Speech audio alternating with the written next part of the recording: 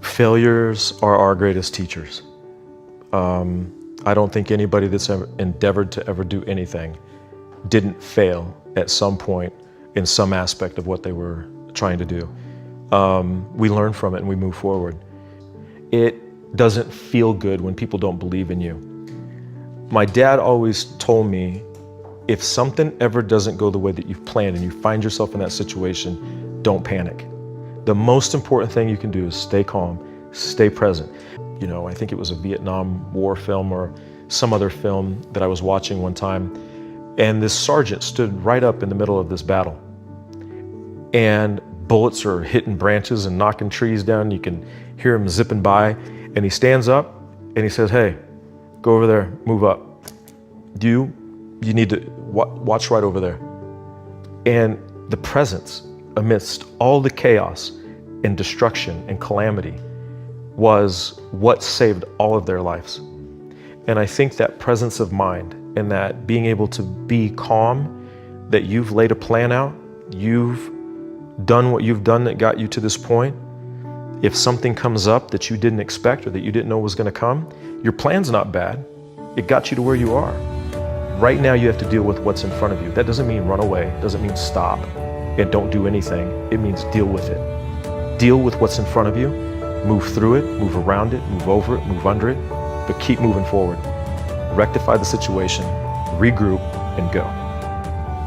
Every day during training, you were challenged with multiple physical events, long runs, long swims, obstacle courses, hours of calisthenics, something designed to test your mettle.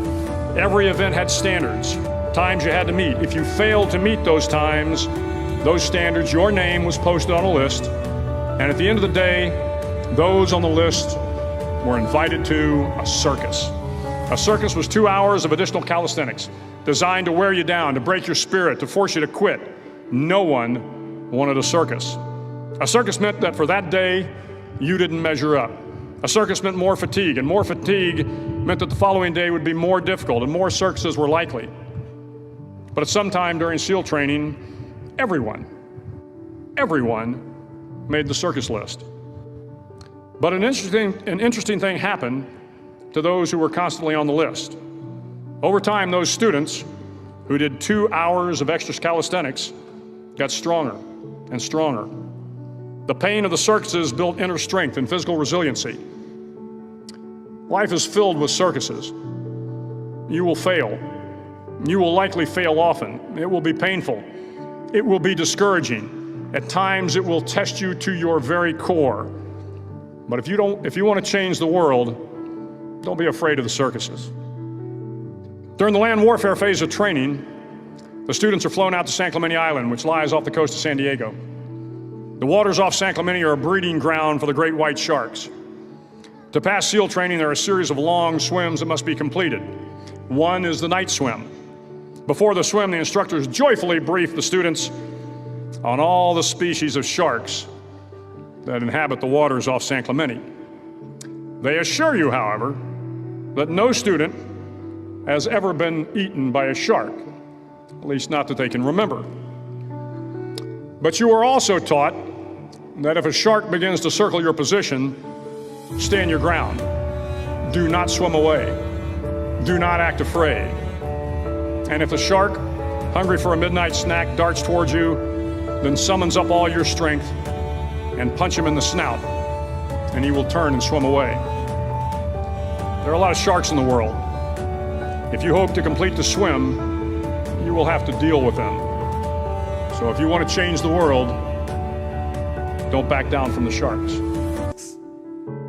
It takes 3 things to create a breakthrough in anything, in your personal life, in your business, anywhere. You need a strategy. But that's not the first place you should look, and it's the first place all of us look. Me too. It's our inherent thing. You want to lose weight? Well, how do I do it? I want to grow my business? How do I do it? It's instinctive. We've been trained to think that way. But the problem is the how-to is usually not that complex. I mean, come on. 70% of America is 75% of America now is overweight. Is that because it's so complex how to be fit and strong? Right? You know, only the 1% know the answers. They hide it from you. You have to work your ass off to not hear what it takes, right? And so So, I remember I went to a TED Med Center and I watched about 12 doctors, one after another, get up and do these stories about how we could just get patients to take their medications and trying to figure out the whole thing. And I was just looking and going, you're all talking about strategy and you've forgotten psychology. Because strategy is wonderful. I'm a strategist. I spent my whole life figuring out strategies. As we both know, a strategy could save you a decade, right? In business, strategy could save you, it could make the difference between success and failure. But most people have strategies available, or they could get them, or you could create them. But the problem is you got a story. And your story is why it isn't working. And the story is, I've tried what? What? Everything. If you tried everything, you'd be fit, right? If you tried everything, you'd be profitable. If you tried everything, you'd be there. But people say it, I'm big boned. That's what I used to say. I'm still big boned, but I'm 38 pounds lighter than I was 25 years ago, and I've never gained it back, right? When I was big boned, that was my story. All the good ones are gone. That's why I'm not in a relationship. There's always a story. And what I tell people is, if you can just divorce the story of your limitation and marry the truth of your unlimited capacity, then the whole game changes. But it's hard to do that because when you're in your story, you don't even realize it. So you need a third piece for breakthrough, and that's really what my life's about, which is changing people's states. Because in a different state, we're different people. Can mean people be nice? Yes or no? Yes or no? Of course they are, when they're in a nice state. Can nice people be mean? Sure, they get a mean state. So really learning to train yourself to be in an ideal state where the best of you comes out for yourself, for your family, for your mission, for your world, for your coworkers.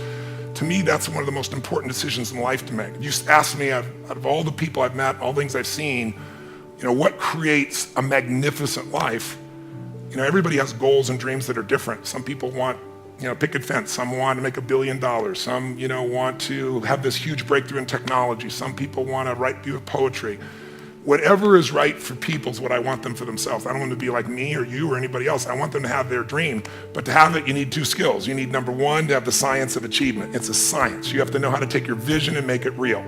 And most of the people in this room have already figured that out. And this guy sure as hell has, and you have, and I have. So most of us know, and we can all refine our skills in that area. But we know how to take what we dream about, make it real. And if you don't, you can learn from somebody who does. The simplest thing is get crazily hungry for something. We all know when you get so hungry, so desirous, your brain starts coming up with answers. And then it's massive action, but effective execution, which is all modeling, which is, I assume, what this is about. Find the best example, compress the time. Let someone else take 20 years to figure it out. You do it in 2 weeks or 2 months or whatever the period is. We should all be standing on the shoulders of the people around us instead of reinventing the wheel. And then there's this thing called grace. If you work your ass off, you're totally focused, you're trying to serve something larger than yourself, and you really are executing what works, you need a little grace. You might want to call it luck if you prefer, God, the universe, but it's there. And we can all achieve. But I think the more important skill, if you ask me, is to have an extraordinary life is the art of fulfillment. And it's an art, it's not a science. Because there's a science to making money. I don't care who you are. If you do certain things, you're going to have too much financial stress. You do other things, you're going to have an abundance. There's a science. There's a science to your body. Everyone here is biochemically different genome, but there's certain fundamental patterns that if you and I follow them, you're going to have tons of energy, you're going to feel good. If you break them, you're going to pay the price and have low energy or disease. But fulfillment is an art. What's going to fulfill you is different than the other person next to you. You're not going to learn that from anybody else. And you got to find it, because success without fulfillment is the ultimate failure. And I get those phone calls all the time for the multi-billionaire entrepreneur or politician or business person or the person just won their Academy Award and they're depressed and they can't tell anybody because they got all their goals, but they're not fulfilled because they really don't have that sense of meaning in their life. They went for something and they got it, they achieved. And if you doubt this, what I'm saying is relevant to you or us or anyone, just think about a month ago, we lost what I consider to be a national treasure, Robin Williams. How many of you loved Robin Williams? Look around the room, keep your hands up, look. And most of you didn't know him. Almost every, and where you go in the world, people love Robin Williams. By the way, was he great at achievement? Oh my God, that guy, he said he wanted to become a great comedian. He did that. I want to make the world laugh. He did. I want to make my own TV show. He did it. I want to have the #1 TV show. He did it. I want to make movies. He did it. I want an Academy Award for not being funny. Not his skill set, drama, and he did it. I want a beautiful family, and he did it. And then he hung himself. Make everybody happy but yourself. Not a good plan. So if I had a gift to give you, it would be maybe make a different decision. And the decision is that no matter what happens in your life, you're going to live in a beautiful state. A beautiful state. And that could be happy, that could be grateful, that could be being generous. Those are all beautiful states, aren't they? It could be curious, it could be fun, it could be playful. You're not limited to one state, but it's different than suffering. And most people's suffering, and all suffering I've ever seen, I've traveled to 100 countries, I've dealt with presidents of countries and, presidents of businesses, CEOs, I've dealt with people in prison, I've dealt with, you name it, average people. Suffering always comes because you're obsessed about something related to you. You can only be depressed if you're focusing on yourself. You say, no, I'm depressed because it's my kids and they're not doing well. No, you're depressed because you feel you failed your kids. It's about you. It's about how you think what you should have done or shouldn't have done, or what someone did to you or didn't do to you in the past or the future, which don't even exist. So I have a simple goal. My goal is help people make a decision that says, I don't know what's going to happen. You might get a divorce, even though you don't think so. You might find a member of your family with cancer. You can't control those things. I can't control those things. I don't want those to happen to you or anybody I love or anybody who's even a stranger to me, but they're going to happen. True? Not positive thinking bullshit, just the truth. So if that's going to happen, I say make a decision now that says, I'm going to live in a beautiful state and I'm going to find beauty in whatever life brings me. Because life is too short not to. I see a little buddy over here named Sean. I remember when I got a phone call from the Make-A-Wish Foundation, say, a young man is about to die and he wants to meet you. And he came to the seminar, and then I took him out afterwards. And at the time, if he coughed too much, they said, you can't grab him. I said, I want to take him across the fire. They said, take him across the fire? I said, if he coughs, he'll break a rib. I said, I'll be really gentle. We're going to do this thing. And he did it. The bottom line is, this young man over here, who now is at a different stage of life, he's always been who he is. I think he lived because he lived for more than himself. I'm sure he felt pain. But we only suffer when we think about what's being done to us or what people are going to think or what they should have done or hadn't done. And you can't control that stuff anyway. I mean, why be pissed when people are going to do that? Are people going to be mean? Yes or no? Are people going to be unfair and unjust? Yes or no? Are people going to be beautiful and generous? Yes or no? You just never know when that shit's going to happen, so might as well enjoy yourself along the way. And I suggest today, if you want, if there's any gift I came by to give you, it's to tell you what you know already, but get you to make a decision about it. To actually decide, I'm going to live in a beautiful state. That doesn't mean I don't get angry or pissed or tired. Suffering arises and you end it the moment you go, holy shit, I'm thinking about me. If I do this, I'll always be suffering. The human mind is always looking for what's wrong. The human brain is not designed to make you happy. It's designed to make you survive. Happiness, that's your job. And you only get it if you draw a line in the sand. That's how it's going to be. And I can tell you the few people that do it, I know a few people that have done it, they have magnificent lives.